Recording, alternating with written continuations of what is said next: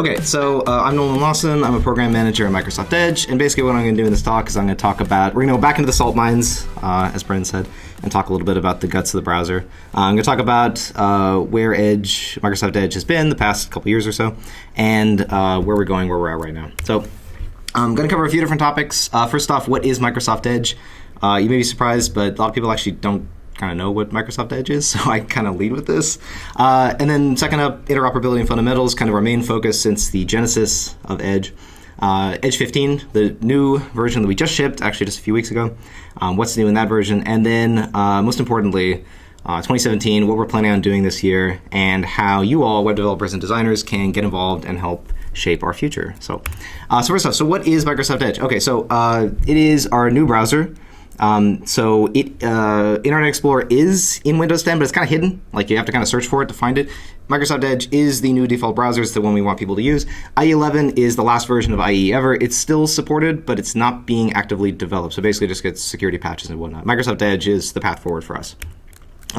So the basic path where we came from is around 2014. We forked the Trident engine in IE and just removed all the legacy stuff, all the stuff that web developers hated, like doc modes and ActiveX and all that. Just ripped that all out, announced a new project, Project Spartan, released it as Microsoft Edge 12, and then over time we released Edge 13, and then announced that Internet Explorer was going into maintenance mode, and then Edge 14, and then most recently, just like 10 days ago now, we released the current version, which is Edge 15.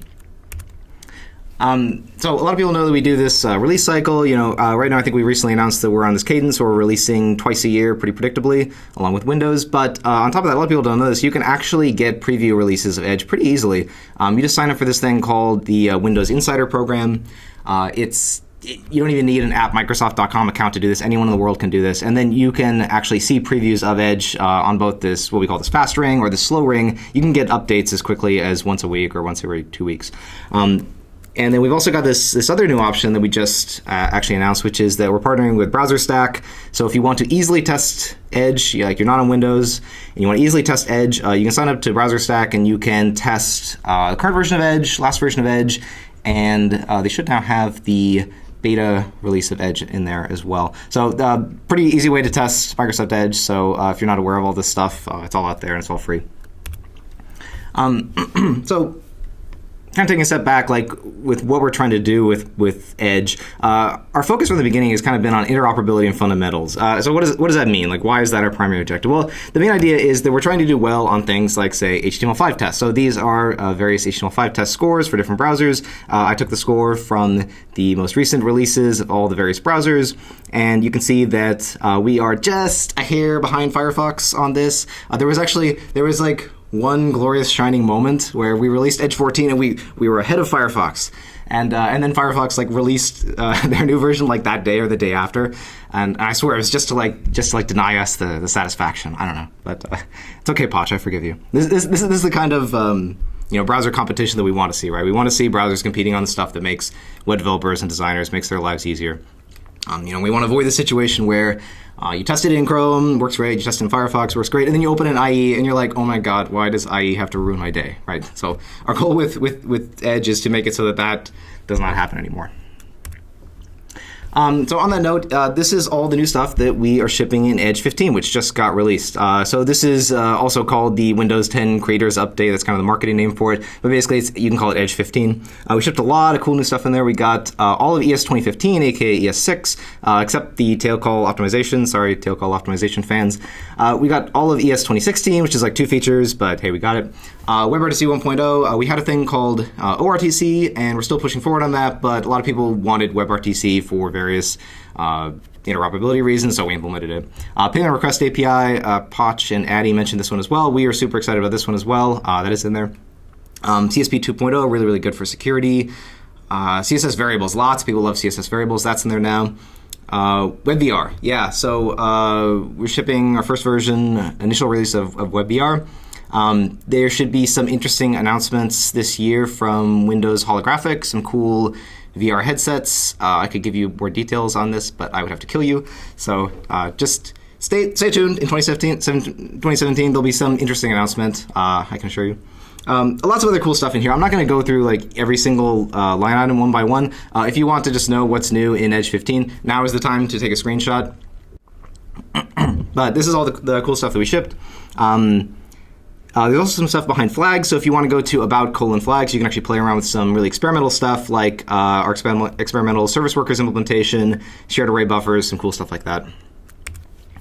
We've also been working a lot on battery life. So I'm not going to play this whole video, but basically if you run Edge against other browsers, on other Windows browsers using a gamut of different tests, you will find that we do really, really well on battery life. And since I am build 4th and I'm after the Firefox and Chrome representatives, and you don't have an opportunity to refute me, I will say, yes, we have the best battery life on Windows. The tests prove it. So. And then looking forward, 2017. So what are our plans for the future? Well, kind of our major focus is going to be on service worker and related APIs. So service worker, background sync, push API, the other one is cache API. So that's kind of like our primary focus right now. The second big focus for us right now is DOM performance. Really want to make sure that Edge runs well on the modern web. It's becoming more and more important all the time as pages become more and more interactive, more hit the DOM APIs a lot more frequently. We're working on fixing our dev tools. So our F12 tools should be getting a lot better in 2017. PWAs, we are totally behind this effort, and we are working hard on all this implementations. And then also a lot of like CSS modernization, just kind of making sure that we're caught up with the other browsers on this one. So here's our 2017 roadmap. This is another good one if you want to just take a screenshot and know exactly what's coming down the pike. Basically, as I said, it's like a lot of work on service worker and related APIs. DOM performance, we're focusing very much on benchmarks like the speedometer benchmark. Because, as I said, like this is just becoming more and more important as the web becomes more kind of heavily client-side. So we're focusing a lot on that. We made some big improvements already in Edge 15. We've got some more improvements planned. Lots of new CSS features, object fit, object position. We're fixing grid. We actually, a lot of people don't know this, we actually created grid. Like V1 of grid was shipped in like IE 10, it came out of Microsoft. But then like the planets kind of aligned and all the other browsers like released their update to grid like at the same time in like the same few weeks, and we're like, so now we have to update grid. But we were working on updating grid so we can get all the browsers up to the same level on them. Sticky positioning, lots of other cool stuff in here. Again, I'm not going to go through every single thing, so this is your screenshot opportunity. Most importantly, your suggestion here.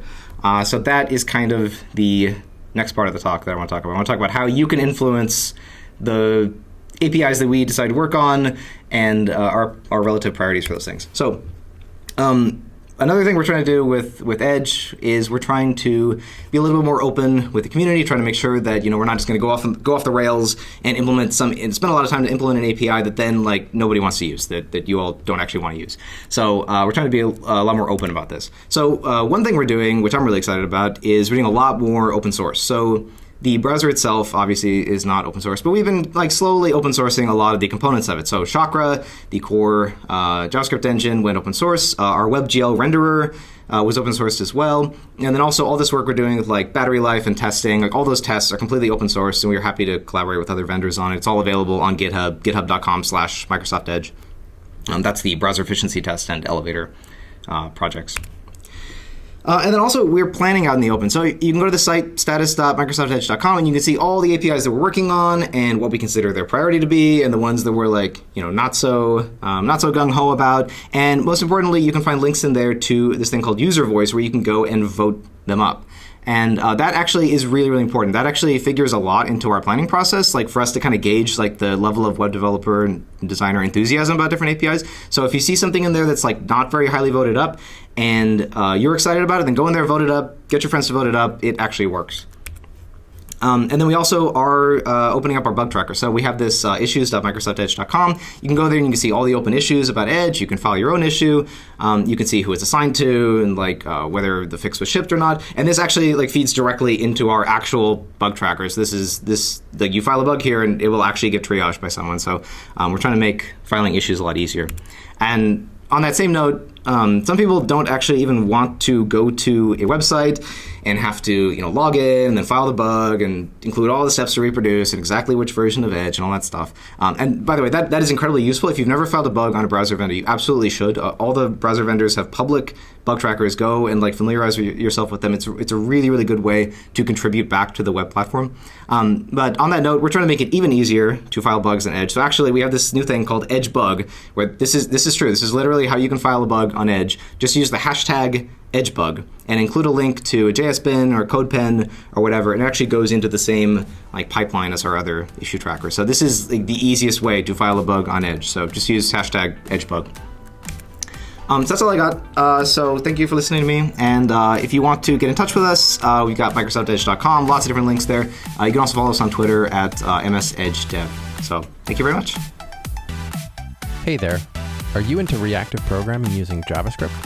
Do you have to deal with asynchrony in your web app?